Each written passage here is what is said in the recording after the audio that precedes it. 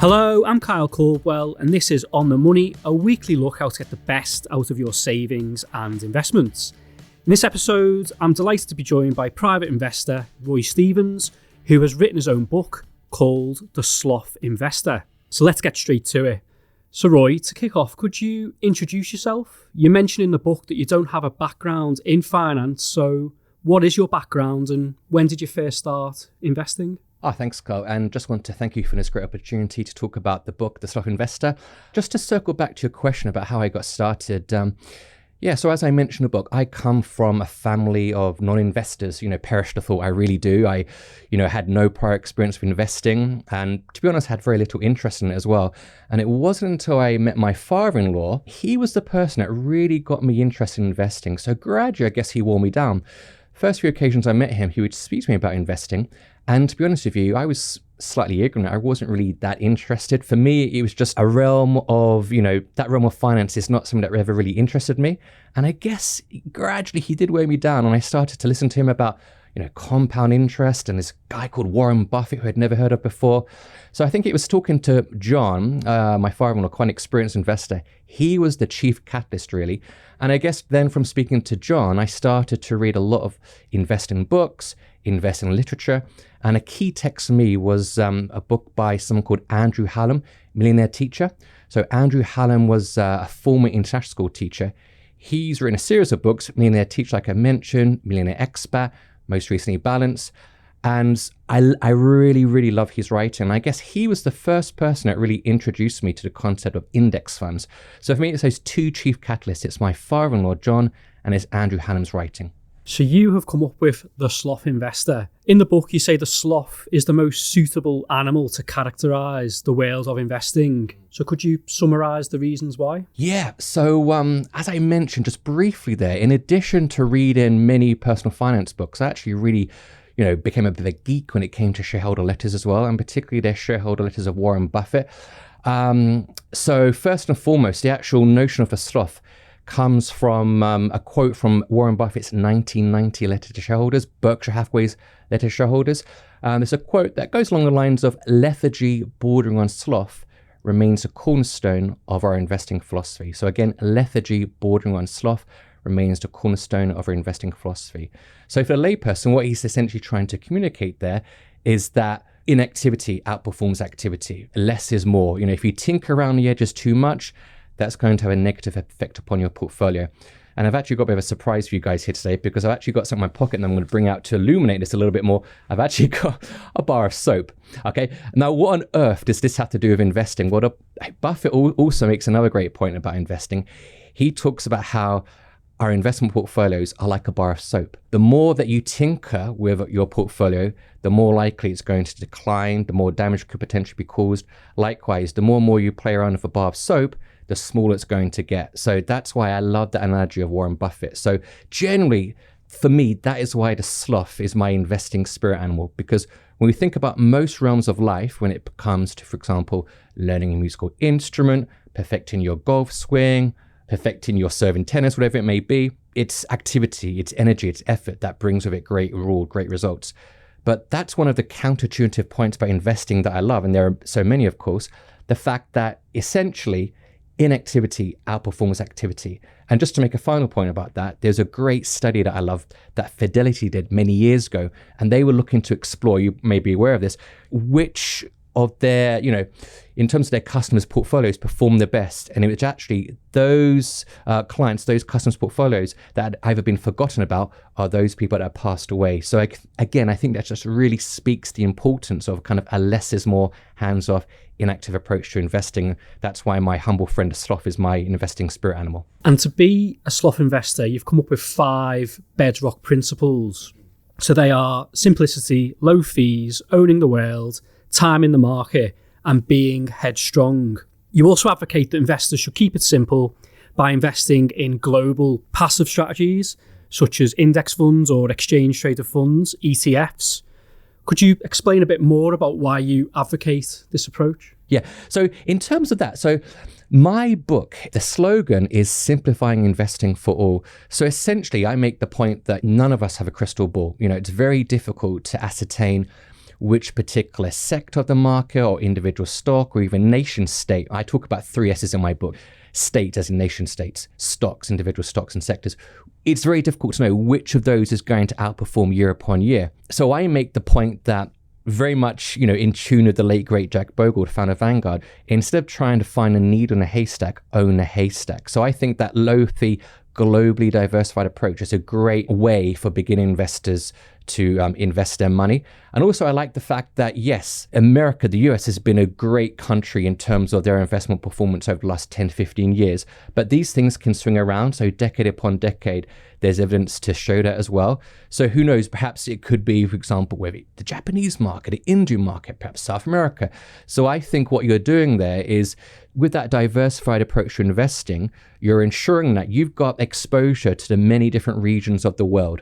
So fundamentally, I think that's a really logical, rational approach to take in terms of someone's investing philosophy. I mean, a whole separate book could be written on the active versus passive fund debate. My personal view is that I do think there is room for both in a portfolio. That's what I do myself with my own personal investments. I think there are pros and cons to both active and passive. Like, for instance, there's only certain markets that I'd only invest in passively. And then the other side of the coin, there are only certain sectors that I'd only invest with an active fund manager, such as UK small companies.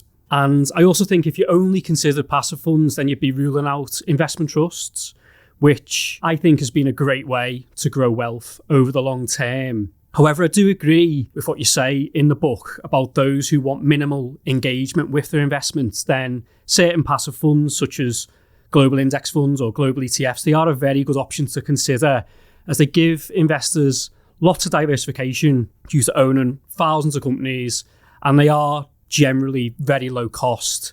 Typically, you're going to see a global passive fund that charges less than 0.3% a year. In terms of keeping things simple, how often do you think a sloth investor would need to check their portfolio? Yeah, what I'd like to do, if I could just get back to that in a moment. And in terms of what you mentioned as well, in terms of that, diversity approaches, it's funny actually, because in the book as well, I briefly touch upon the fact that I firmly believe that, we've all got our own unique investing palette. So for example, I've flown from Hong Kong the last week and I'm here in London. Something I love to do when I'm in London is go for a nice curry. I love spicy food. Unlike my wife and 2 kids, they're not so interested in spicy food. I love spicy food. And I think likewise with investing, I think there sometimes can be a danger. And I think this is a problem with too many people on the index side, if you like, of investing. They kind of see it as a black and white approach, whereas, we're index fund advocates and this is the only way to invest and so on and so forth. So I'm very much of the opinion that, yes, I fundamentally believe that for the majority of investors, index funds are the way to go. However, I also do see validity in the fact that, some people may want to kind of dabble in individual stocks. Maybe there's a sector they want to allocate a high percentage of portfolio to. Maybe there's a particular niche regional market. So yeah, I fundamentally see that, we've all got our own kind of IP, if you like, investing palette. So I think that's something that's really key as well. And just to go back to kind of how often should one check their portfolio if they're a Sloth investor, it's very difficult, I guess, to put a definite number on it. But one thing I would say is that it's very easy nowadays. We're so lucky in terms of technology and the democratization of information to check on a daily basis. That's certainly something that I'm not going to advocate, absolutely.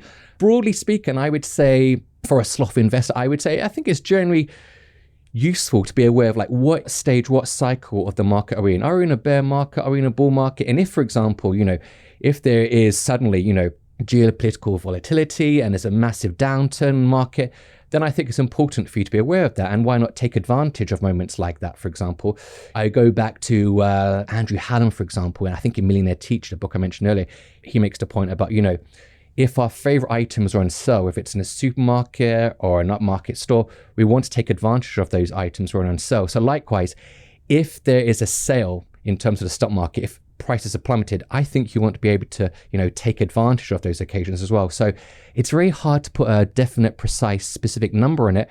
But I think broadly speaking, I'd say, check in every now and again and just see how the market is doing. But certainly, do not check your app on a day-to-day basis. And again, this goes back to the whole point of being a Sloth investor. get on with your life, get on with spend time with your family, pursue leisure interests, whatever you want to do, advance your career and so on. But less is more. Just check in every now and again. And one trend that's been playing out since the start of last year is that a small number of US technology stocks have seen their share prices sizzle in response to advancements in artificial intelligence. If the technology sector was to become a massive part of the global stock market, would that give you cause for concern for a strategy of owning the world? Yeah, that's a great question. I think, broadly speaking, for example, if you were to own, a low-fee, globally diversified index fund, like a fund I invest in, for example, it does give you exposure to many different sectors and countries around the world. But yeah, I do take that point that the so-called Magnificent Seven, if you like, they have, in recent years taken on a significant concentration in terms of S&P 500. However, I read a fair bit about this recently as well, and this isn't something that is without precedent, for example. So certainly I know in the 1950s and 60s, it was the case that there would be companies that took on a significant percentage of the S&P 500.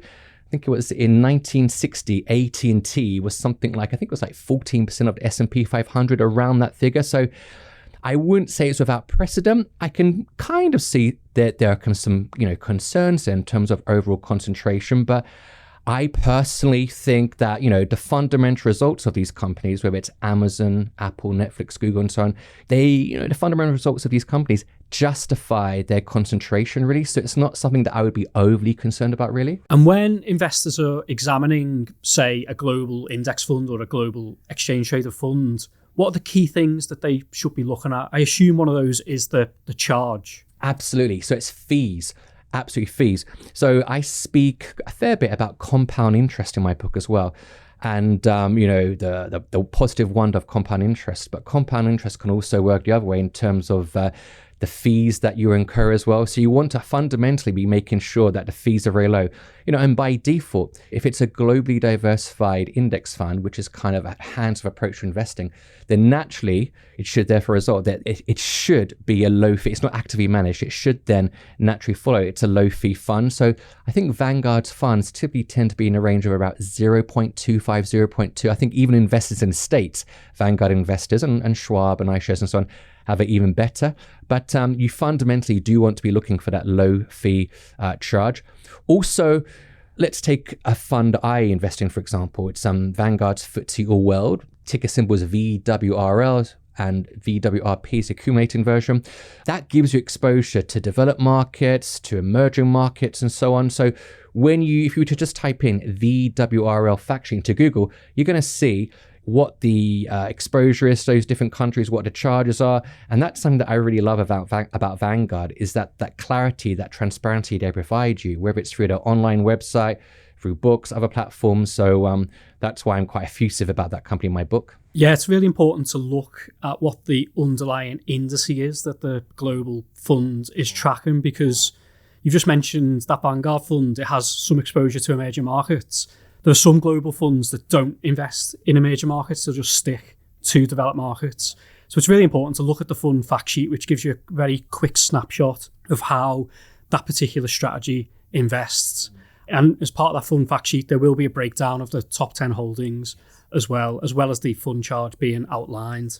You mentioned in the book about home bias being an Achilles heel for many investors. And as you note in the book, the UK stock market only accounts for around 4% of the global stock market.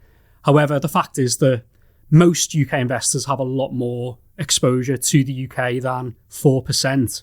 A passive fund range that you mention in the book that you like is the Vanguard Life Strategy range.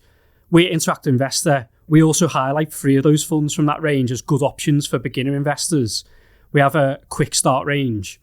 And those 3 funds are the 80%, 60% and 20% versions in the Vanguard Life Strategy range. However, that fund range, it does have a home bias. So could you talk us through your thinking in terms of, yes, home bias, it is an Achilles heel, but obviously if you just pick Vanguard Life Strategy as a one-stop solution, then you will get some home bias because, for instance, the 100% equity version, it has 25% in the UK. Yeah, that's a great question and something that I'm aware of as well. So personally, I don't think it's ideal. I do think it's a very high exposure, 25%, I really do.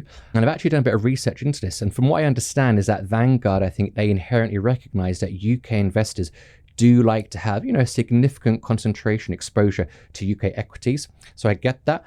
But again, personally, I do think it's too high. Like you quite rightly state, and I mentioned in my book, the UK equity market accounts for only about 4% of the world stock market. What I would say though, is that even though, that exposure within Vanguard's life strategy range is about 25%, I think fundamentally it's not too problematic if you think about like variables. So I think fundamentally, yes, your exposure in terms of your portfolio's composition is one of the variables, but I think there are other more important variables as well. One of those being fees that you've mentioned as well, and also time duration. Okay, so I fundamentally think as long as you're investing for a very long time duration, decades, not days, if you're investing in a low fee manner, and if you're broadly diversified, I think that's really important. I wouldn't, to British investors, looking at the life strategy range or those already in the life strategy range, I won't get too hung up on the 25%. Like I mentioned, personally, I think it's a little bit too high, but fundamentally, as long as you're investing for decades, as long as you're paying low fees, I think they're the really key variables that matter the most, yeah. Yeah, as you mentioned, it's a question I've asked Vanguard before when I've interviewed them. They've mentioned that UK investors like to have a home bias. However, my personal opinion on that is that should a product provider be given something that people want over what potentially is better, or what they think the underlying investor needs rather than wants. But anyway, that's my 2 pence. And Roy, I want to finish by asking, you mentioned in the book that you do not need an IQ of above 130 or a university degree to start investing. So what would be your elevator pitch to someone who's thinking about investing for the first time, but they're not quite over the line yet? So if I was talking to myself as an 18, 19-year-old, I'm going out into a work environment for the first time, I'd say, without sounding too corny or cliche, you have one life, and you want to optimize your life. And I don't often quote television series. I'm not really a fan of this series, but I'm going to mention Downton Abbey here. Why not? So I love, for example, how there's a quote by, I think it's Carson in Downton Abbey. He's the butler. And he mentions that the business of life is the acquisition of memories. In the end, that's all there is. And I love that. You want to be building these kind of memory dividends. You want to be thinking about your future self. Sometimes when people speak to me, they often ask me, are you someone that is going to be advocating for me to penny pinch and save every single penny? No, not necessarily. I'm not going to. Sadly, I'm not someone whose parents are still around. Neither of my parents reached their 70s. My father passed away a few years ago during COVID. And fundamentally, this is something I preach to my own children, is that life is about experiences. You want to be thinking about your future self. You just don't know what's going to be around the corner. I think about my brother-in-law, who recently became a pilot in the past few years for EasyJet. He'd always wanted to, from a young age, to become a pilot.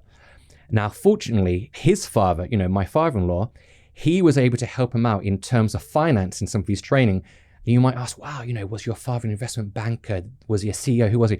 My father-in-law was a secondary school science teacher. So for me, that fundamentally is a message I want to communicate to people. Whether you're a mechanic, a teacher, whoever you are, you can be a successful investor, and you can not only enable yourself to have those, fantastic experiences throughout your life, but you can also enable paths to open up for others. So fundamentally, I want you to be thinking in terms of your future self. You never know what's around the corner. Have that presence of mind from a young age to really think about your future self. And one final point I would add is that the opportunity cost is tremendous. If you don't invest, think about what you're potentially missing out on. It's crucial that you invest from a young age so that you can reap the wonders of compound interest. Definitely. Well, thanks to Roy, aka the Sloth Investor, and thank you for listening. You can join the conversation, ask questions and tell us what you'd like us to talk about via email, which is otm@ii.co.uk. And in the meantime, you can find more information and practical pointers on how to get the most out of your investments on the Interactive Investor website, which is ii.co.uk. And I'll see you next week.